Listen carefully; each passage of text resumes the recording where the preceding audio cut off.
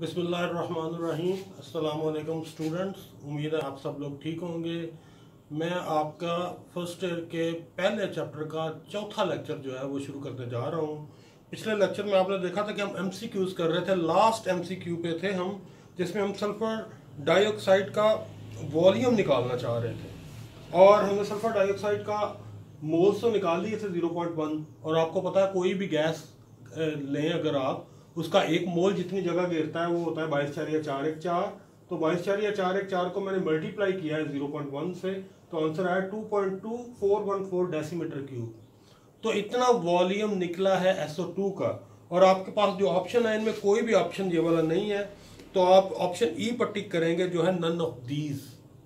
तो ये आपके एमसीक्यूज कंप्लीट हो गए हैं। आगे शॉर्ट क्वेश्चंस हैं, मैं बारी बारी उन पर बात करता हूँ।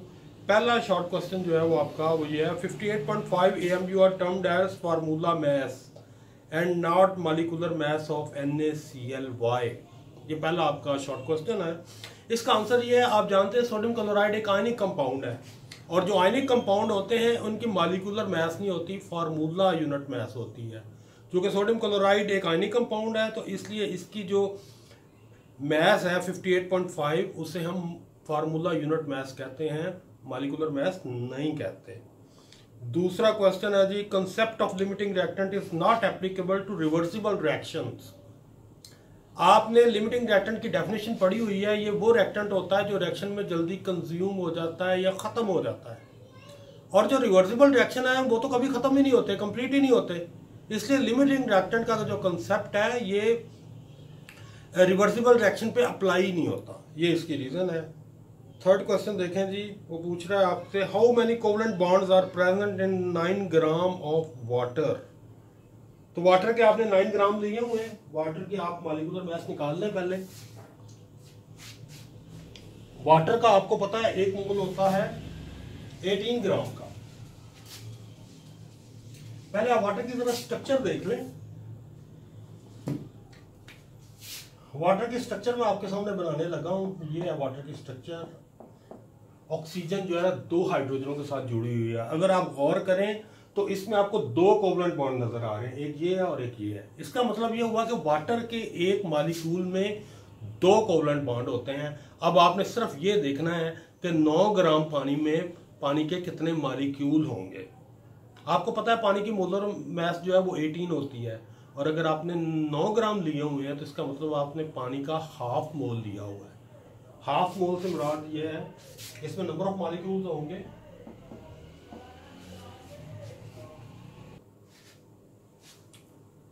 हम सबसे पहले पानी के मॉलिक्यूल निकाल लेते हैं और उसको मल्टीप्लाई कर लेते हैं एवोगाड्रोस नंबर से। पानी के मोल्स निकालने हैं आप जरा। Number of molecules of water that will be equal two moles into Avogadro's number.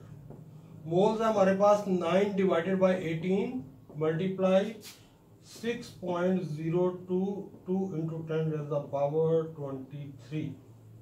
ये आपका आंसर आएगा 3.01 इंटू 10⁻⁻23। इतने मॉलिक्यूल्स वाटर के मौजूद हैं जो उसने न्यूमेरिकल में हमें दिए हुए हैं।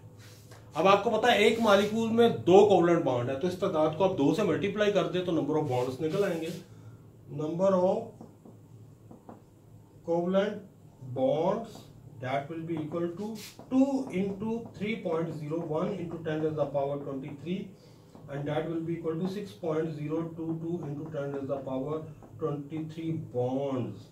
तो जनाब इतने कोवलेंट बॉन्ड मौजूद हैं 9 ग्राम ऑफ वाटर के अंदर। अब नेक्स्ट चलें।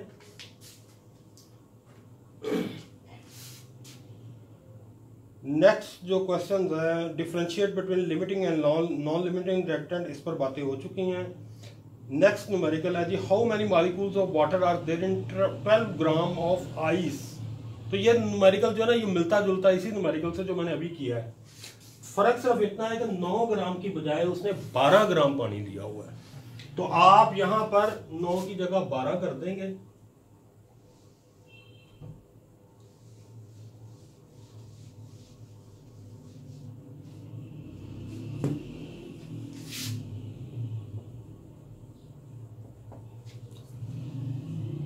और ये आपको जो आंसर मिलेगा वो होगा 4.01 into 10 raised the power 23 molecules।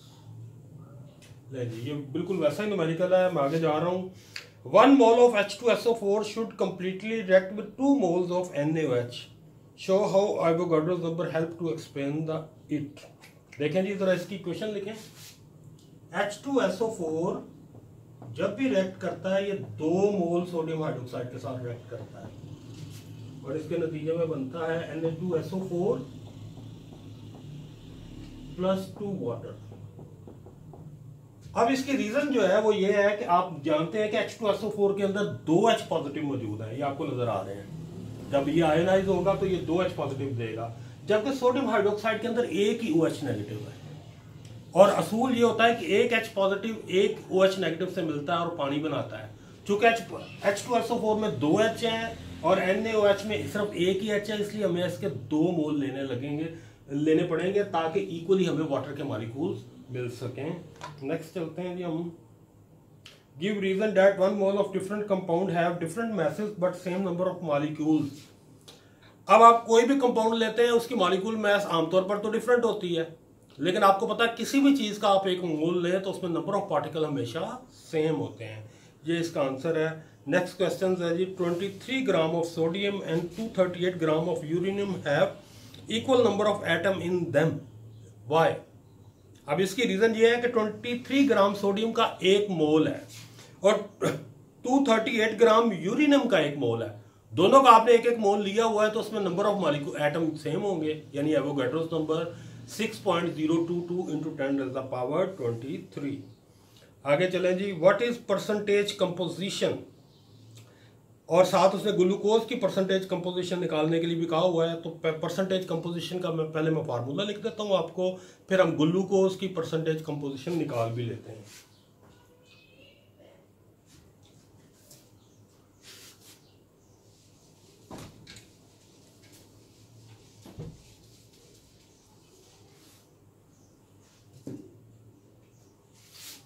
Percentage composition का पहले फार्मूला लिखा जी। परसेंटेज कंपोजिशन, इसको जिस एलिमेंट की भी आपने परसेंटेज निकालनी हो उसकी मैथ को हम ऊपर रखते हैं, कंपाउंड की टोटल मैथ को हम नीचे रखते हैं और 100 से मल्टीप्लाई कर देते हैं। Math of element divided by math of compound multiply 100। देखिए, इस फार्मूले की मदद से हम किसी भी कंपाउंड के अंदर जो एलिमेंट्स मौजूद हैं उनकी परसेंटेजेस निकाल सकते हैं। हम ग्लूकोज की एग्जांपल लेते हैं क्योंकि आपकी किताब में वही ली हुई है, तो वही मैं लेने जा रहा हूं। आप पहले ग्लूकोज की मॉलिक्यूलर मास निकाल लें, C6H12O6। ये ग्लूकोज का मॉलिक्यूलर फार्मूला है, इसमें इसकी तरह मास निकाल लें आप। कार्बन की एटॉमिक मास होती है 12, इसे आप 6 से मल्टीप्लाई करें। हाइड्रोजन की मास होती है 1, इसे आप 12 से मल्टीप्लाई करें। ऑक्सीजन की एटॉमिक मास होती है 16, इसे आप 6 से मल्टीप्लाई करें और आपका आंसर आएगा 180 ग्राम। ये मोलर मास मैंने आपको निकाल दी है इसकी ग्लूकोज की। अब हम ग्लूकोज के अंदर देखेंगे कार्बन, हाइड्रोजन, ऑक्सीजन की परसेंटेज क्या है। तो लिखें जी पहले परसेंटेज ऑफ कार्बन। कार्बन की जो परसेंटेज ग्लूकोज के अंदर मौजूद है वो 72 है। 12 को अगर 6 से मल्टीप्लाई करें तो 72 आता है। 72 डिवाइडेड बाय टोटल मास है कंपाउंड की 180 इंटू 100, ये आपका आंसर आएगा 40%। तो ग्लूकोज में 40% जो है वो कार्बन है। दूसरा आप आए जी परसेंटेज ऑफ हाइड्रोजन पे, that is 12 divided by 180 multiply 100 और आपका आंसर आएगा 6.67%। नेक्स्ट है जी percentage of oxygen, that is 96 divided by 180 multiply 100 is equal to 53.3%। तो ग्लूकोज के अंदर 3 एलिमेंट मौजूद है, कार्बन, हाइड्रोजन और ऑक्सीजन। तीनों की परसेंटेज जो है वो मैंने आपके सामने निकाल दी है। नेक्स्ट जो न्यूमेरिकल है वो कैलकुलेट। नेक्स्ट क्वेश्चन है calculate the weight of oxygen gas evolved when 5 gram of KClO3 are completely decomposed thermally. तो इसके लिए पहले आपको इक्वेशन लिखनी पड़ेगी। पहले आप जरा इक्वेशन लिख लें। क्योंकि स्टोइकोमेट्रिक जो कैलकुलेशंस है इसकी मदद से हमने इसका आंसर निकालना है।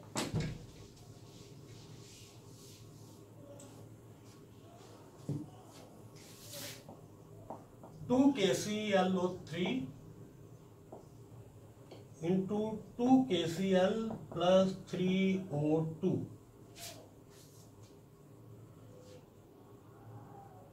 उसने आपको ये अमाउंट इक्वेशन दी हुई है 2KClO3 की, उसने अमाउंट दी हुई है 5 ग्राम।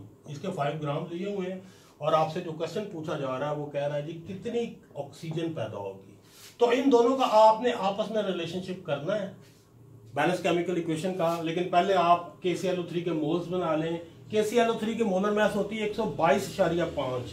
तो 5 को आप डिवाइड करते हैं 122.5 से, तो आपका जो आंसर आएगा वो होगा 0.04 मोल्स। इतने मोल्स KClO3 के न्यूमेरिकल में दिए गए। अब हम ऑक्सीजन का निकाल लेते हैं। दोनों के दरमियान रिलेशनशिप जो है वो 2-3 का है। इधर लिख लें आप KClO3 into oxygen. Balance chemical equation में दोनों के दरमियान रिलेशनशिप देख लें। KClO3 के 2 मोल्स हो तो ऑक्सीजन के 3 मोल पैदा होते हैं, यानी दोनों के दरमियान 2-3 का रिलेशनशिप है। अगर आप इसे यूनिटी में लाएं तो 3/2, और अगर आपने लिया हो 0.04 तो दैट विल बी 3/2 मल्टीप्लाइड 0.04, और आपका जो आंसर आएगा वो 0.06 मोल्स ऑफ O2। अब आपने चूंकि O2 की क्वांटिटी निकालनी है, मोल्स तो निकल आए हैं, तो मोल्स को अगर आप मोलर मास से मल्टीप्लाई करेंगे तो मास निकल आएगी। तो mass of O2 produced will be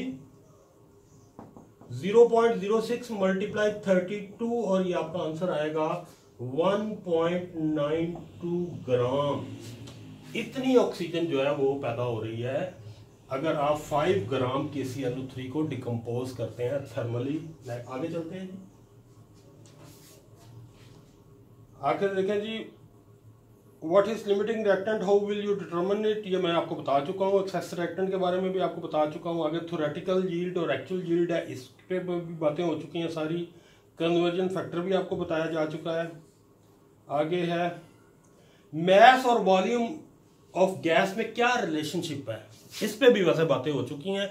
मैं आपको पहले भी बता चुका हूँ, किसी भी गैस का आप एक मोल लें at STP standard temperature and pressure, तो आपको पता वो जो जगह घेरता है वो कितनी होती है, वो होती है 22.414 डेसीमीटर क्यूब। तो यही रिलेशनशिप है इन दोनों के दरमियान। किसी भी गैस का आप एक मोल लें तो वो जो वॉल्यूम घेरता है वो होता है 22.414 डेसीमीटर क्यूब। और आपको ये भी पता है कि किसी भी चीज का आप एक मोल लेते हैं तो उसमें नंबर ऑफ पार्टिकल हमेशा कांस्टेंट होते हैं, that is Avogadro's number 6.022 into 10⁻23। ये भी आपका हो गया है। आगे चलते हैं जी,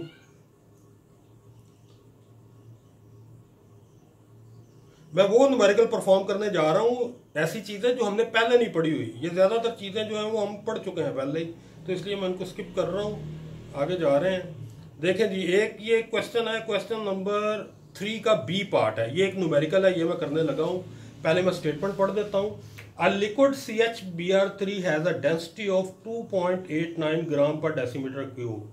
what volume of this liquid should be measured to contain a total of 4.8 into 10⁻23 molecules of CHBr3।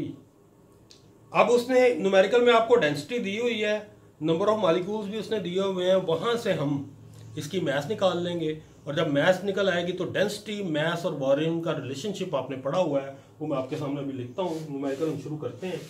देखें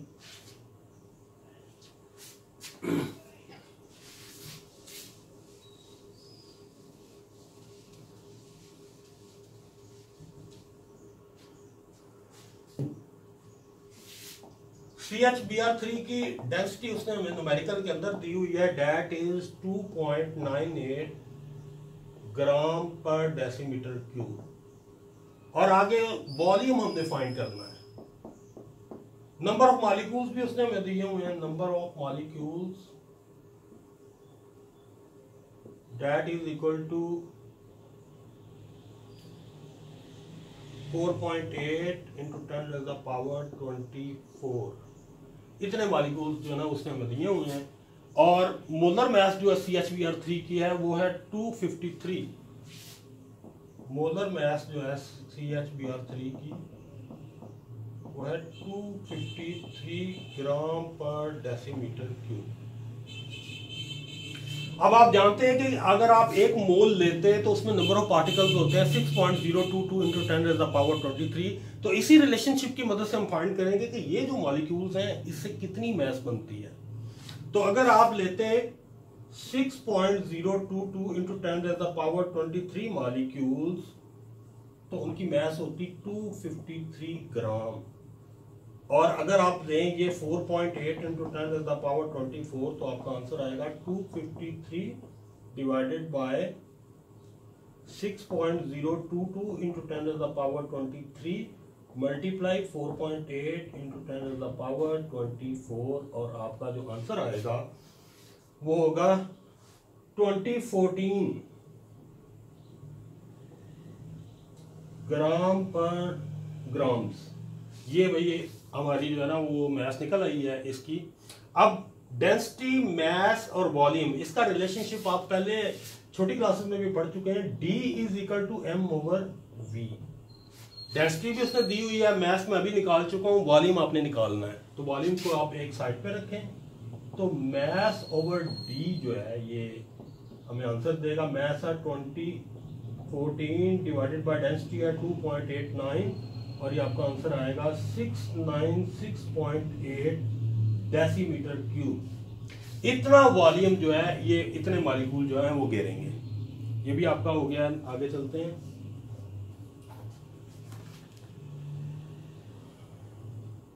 आगे क्वेश्चन नंबर 4 का बी पार्ट देखें। ये भी एक न्यूमेरिकल है। The following reaction never goes to completion, therefore less amount of ammonia is obtained than expected theoretically. उसने बताया जी 42 ग्राम अगर आप हाइड्रोजन लें तो उससे 120 ग्राम अमोनिया पैदा होती है। Calculate the percentage yield. तो ये भी हम करते हैं जी।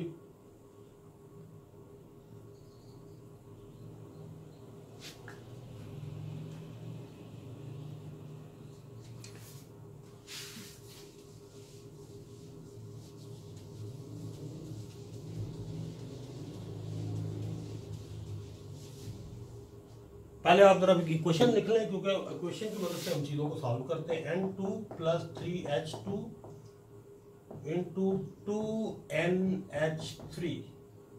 यहां पर उसने जो डाटा हमें दिया हुआ है वो ये है कि ये अगर हम 42 ग्राम लेते हैं हाइड्रोजन के तो उससे 120.2 ग्राम अमोनिया पैदा होती है। अब ये 122.2 ग्राम जो यील्ड है ये आप जानते हैं एक्चुअल यील्ड है। थ्योरेटिकल रिलेशनशिप हम निकाल लेते हैं, वो इक्वेशन से निकलेगा। तो इसके पहले मोल्स बना ले। हाइड्रोजन का एक मोल होता है 2 का, तो ये तकरीबन 21 मोल्स बनेंगे हाइड्रोजन के। ले जी दोनों का रिलेशनशिप फाइंड कर लें। H2 और NH3 दोनों के दरमियान रिलेशनशिप है 2-3 का। तो अगर इसके 3 मोल हो तो इसके 2 मोल होते हैं, और अगर इसका 1 होगा तो इसके 3/2, और अगर इसके 21 होंगे तो ये 3/2 सॉरी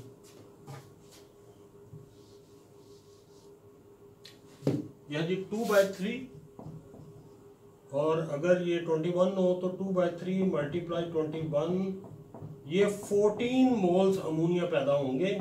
और अमोनिया की मोलर मास होती है 17। अगर हम इसे 17 से मल्टीप्लाई करें तो हमारा आंसर जो आता है वो है 238 ग्राम। ये थ्योरेटिकल यील्ड है जो हमने इक्वेशन की मदद से निकाली है। एक्चुअल यील्ड उसने न्यूमेरिकल में दी हुई है 120। तो परसेंटेज यील्ड निकालने का फार्मूला आप ऑलरेडी पढ़ चुके हैं, वो करते हैं हम।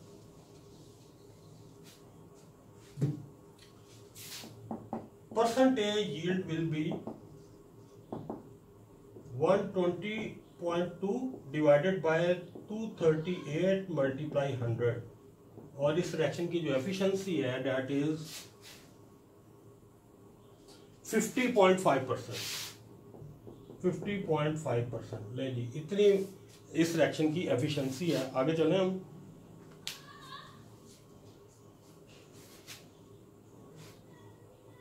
आगे ग्लूकोज की परसेंटेज क्या है वो मैं आपको ऑलरेडी करवा चुका हूं। हम आगे जा रहे हैं। ये क्वेश्चन नंबर 6 का बी पार्ट देखें। A small piece of pure aluminium metal having a volume of 2.5 centimeter cube is reacted with excess of HCl. What is the weight of H2 liberated? The density of Al is 2.7 ग्राम. तो देखें जी जरा numerical हम शुरू करते हैं.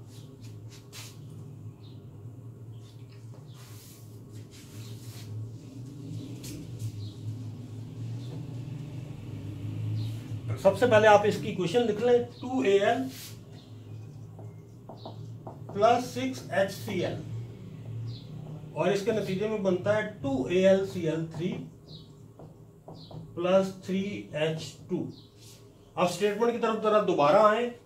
उसने Al का volume दिया हुआ है हमें और उसके नतीजे में आपने फाइंड करना है कि कितनी हाइड्रोजन गैस जो है वो पैदा होगी. तो Al का उसने वॉल्यूम हमें दिया हुआ है. Volume of Al that is 2.5 centimetre cube. Al की उसने हमें डेंसिटी भी दी हुई है दैट इज 2.7 ग्राम पर सेंटीमीटर क्यूब. और मैस हम इसकी निकाल लेते हैं Al की. आपने फार्मूला ऑलरेडी पढ़ा हुआ है. D is equal to M over V.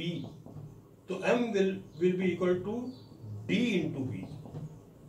D है हमारे पास 2.7, V है हमारे पास 2.5 और आंसर हमारा आएगा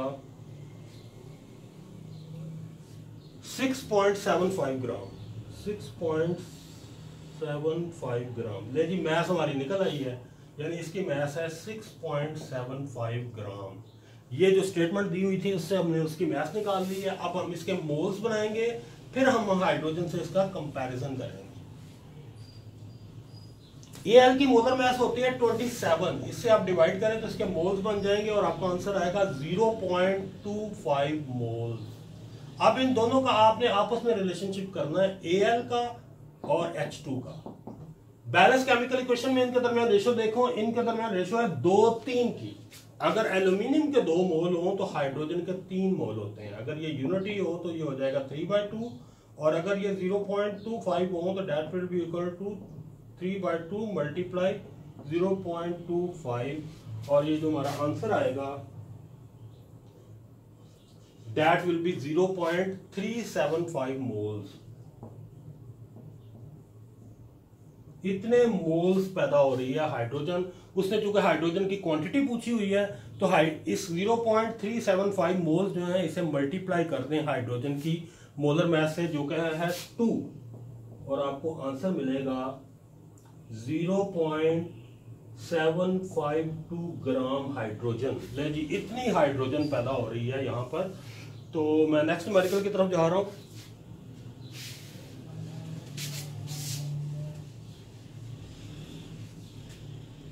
How much silver chloride will be formed by mixing 120 gram of silver nitrate with solution of 52 gram NaCl? तो पहले आप जरा इसकी इक्वेशन लिख लें. AgNO3 को हम रिएक्ट करवा रहे हैं विद NaCl. इसके नतीजे में बन रहा है AgCl और NaNO3. अच्छा जी, आप स्टेटमेंट देखें जरा. आपने 120 ग्राम लिया है सिल्वर नाइट्रेट, 120 ग्राम आपने ये लिया हुआ है और सोडियम क्लोराइड लिया आपने 52 ग्राम. वो आपसे पूछ रहा है कि सिल्वर क्लोराइड यानी ये कितना पैदा होगा. तो इस रिएक्शन के अंदर आपने लिमिटिंग रिएक्टेंट वाला कंसेप्ट भी जो है वो यूटिलाइज करना है. तो हम इनके मोल्स बना लेते हैं और इनसे हम देख लेते हैं कौन सा रिएक्टेंट है जो कम मिकदार में सिल्वर क्लोराइड तैयार कर रहा है, वो हमारा होगा लिमिटिंग रिएक्टेंट. तो इनके मोल्स बना लें जी आप. AgNO3 की मोलर मास होती है 169.87 और सोडियम क्लोराइड की मोलर मास होती है, इसका जो आंसर आएगा 0.71 मोल्स इसका आंसर आएगा. इसकी मोलर मास होती है 58.5 सोडियम क्लोराइड की और इसका जो आंसर आएगा वो होगा 0.89 मोल्स. 0.89 मोल्स. जी जो उसने क्वांटिटीज दी हुई थी मैंने दोनों के मोल्स बना लिए हैं. आप दोनों से बारी बारी आप देख लें AgCl किससे कम मिकदार में तैयार हो रहा है तो हमें लिमिटिंग रिएक्टेंट का पता चल जाएगा. तो पहले AgNO3 और AgCl का रिलेशनशिप देखें। दोनों के दरमियान में 1-1 का रिलेशनशिप है। हम ऊपर से भी कर सकते हैं क्योंकि 1-1 का रिलेशनशिप है, बकायदा आपको कैलकुलेशन करने की जरूरत नहीं है। AgNO3 का अगर 1 मोल हो तो AgCl का भी 1 मोल है। तो अगर AgNO3 के 0.71 मोल होंगे तो AgCl के भी इतने ही होंगे, 0.71। और सोडियम क्लोराइड और AgCl के दरमियान भी 1-1 की रिलेशनशिप है। तो इसके 0.89 मोल्स जो होंगे तो वो भी 0.89 AgCl के मोल क्रिएट करेंगे। इसका मतलब है AgNO3 हमारा लिमिटिंग रिएक्टेंट है क्योंकि ये कम मिकदार में प्रोडक्ट तैयार कर रहा है, 0.71। और अब ये जो 0.71 है इसे आपने AgCl की मोलर मास से मल्टीप्लाई करना है। AgCl की amount of AgCl produce that will be equal to, इसके मोल्स है 0.71 और AgCl की मोलर मास है 143.3 और हमारा आंसर जो होगा वो होगा 101.7 ग्राम। ले जी, इतना AgCl पैदा हो रहा है। आगे चलते हैं।